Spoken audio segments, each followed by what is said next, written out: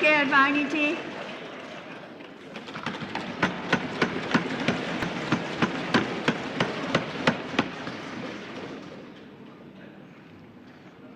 महोदया, आज वास्तव में एक अति विशिष्ट दिन है।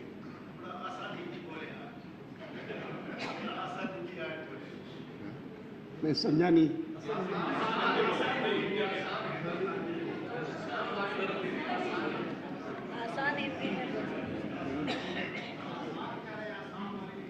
मैं हिंदी 20 साल की उम्र के बाद सीखा हूं और इसीलिए जो सीखा वही पुस्तक की हिंदी बोलता हूं।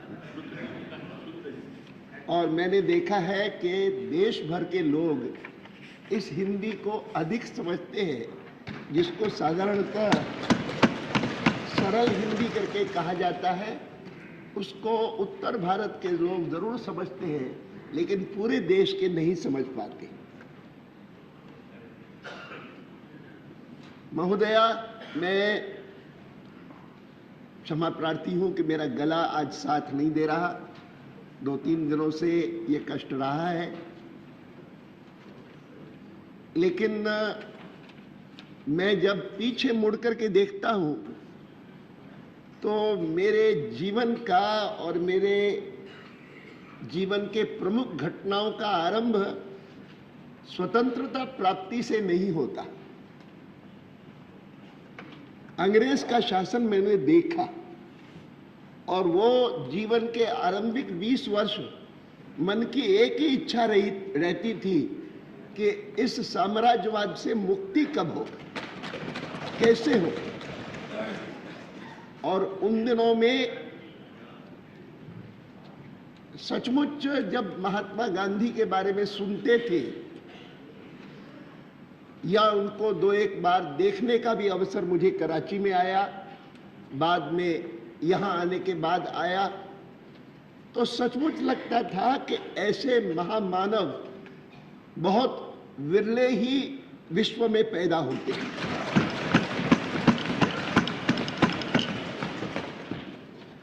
और आज मैं जब भारत के बारे में सोचता हूं तो भारत स्वतंत्र हो गया है। भारत एक अणुशक्ति भी बन गया है। भारत आने वाले वर्षों में एक विश्व शक्ति बन जाएगा, इसमें भी लोगों को संदेह नहीं। लेकिन यह सब विशेषताएं होते हुए भी मुझसे कोई आज अगर पूछता है कि सबसे बड़ी विशेषता कौन सी है, कि जो अंग्रेज से मुक्ति पाने के बाद, स्वतंत्र होने के बाद भारत में संविधान बनने के बाद और आज संसद का पहला दिन से लेकर के 60 वर्ष बीत जाने के बाद सबसे बड़ी उपलब्धि आप किसे मानेंगे? तो मैं कहूंगा जिस कारण से आज हम ये दिन मना रहे हैं कि भारत एक महान और सफल लोकतंत्र बना है, इस उपलब्धि को मैं सबसे बड़ी उपलब्धि मानता हूं।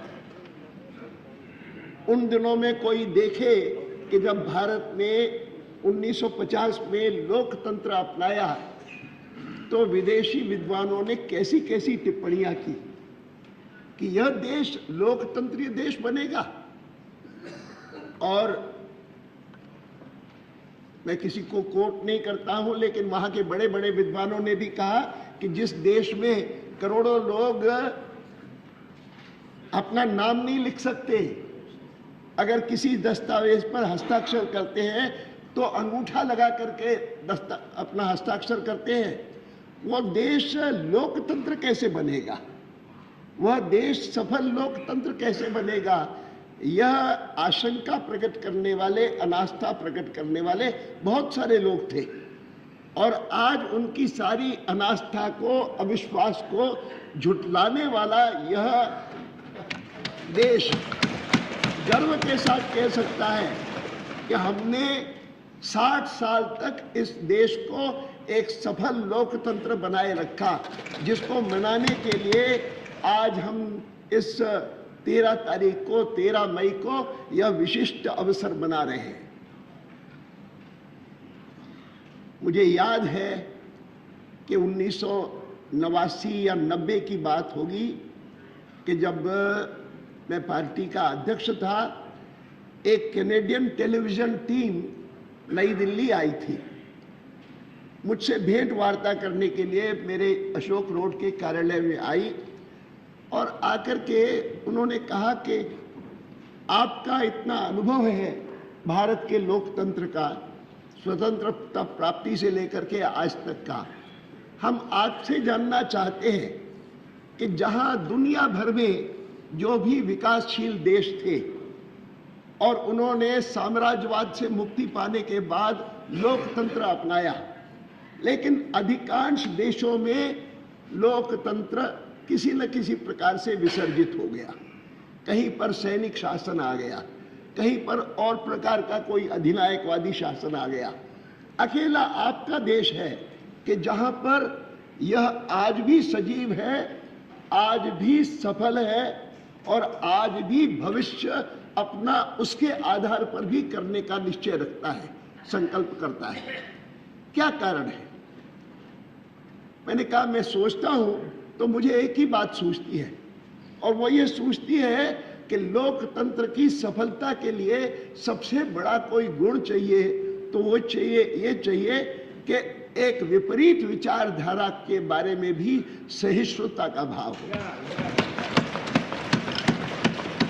लेकिन मैं इस बात का गर्व करता हूं कि हमारे यहाँ पर विपरीत विचारधारा के लिए या विचार के लिए केवल सहिष्णुता का भाव नहीं होता है, आदर का भाव होता है।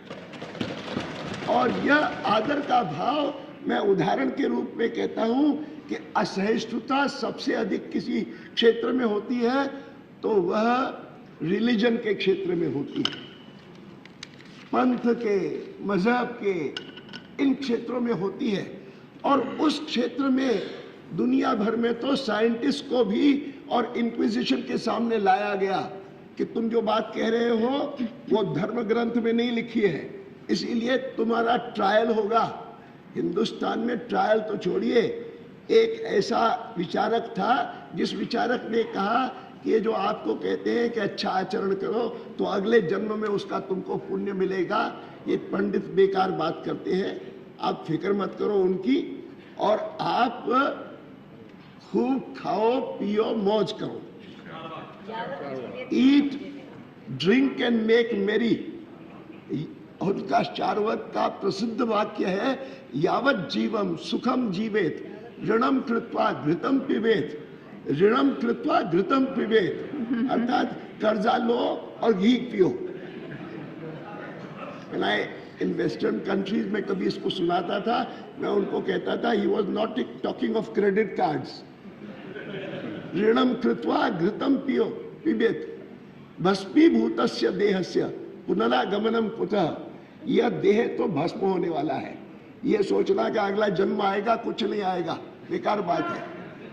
और यह कहने वाला चार्वाक, उसको इंक्विजिशन के सामने नहीं खड़ा किया, उसको ऋषि चार्वाक कहा, अर्थात सहिष्णुता नहीं लेकिन आदर का भाव।